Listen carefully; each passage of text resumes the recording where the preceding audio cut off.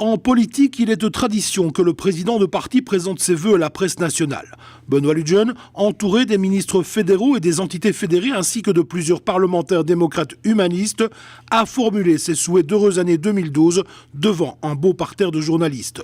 Évoquant les différents niveaux de pouvoir de l'Europe à la commune, c'était l'occasion pour le président du CDH de réaffirmer, dans un contexte où le pessimisme et la crainte de l'avenir se répandent, que la réponse humaniste, c'est d'oser la relance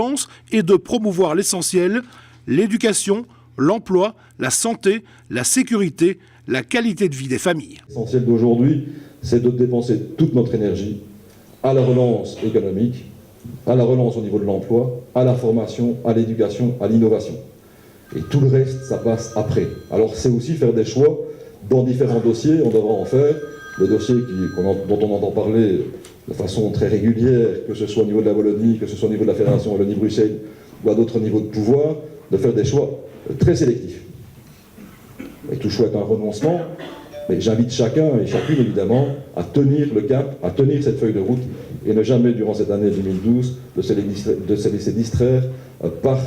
d'autres éléments, par des débats qui sont lancés pour peut-être parfois créer des écrans de fumée plus que pour réaliser l'essentiel, c'est-à-dire d'avoir en tête le bonheur de chacun de nos concitoyens, de créer aussi là où on le peut ces poches de bonheur essentielles en tant qu'humaniste dans le monde associatif, dans nos petites et moyennes entreprises, dans nos familles,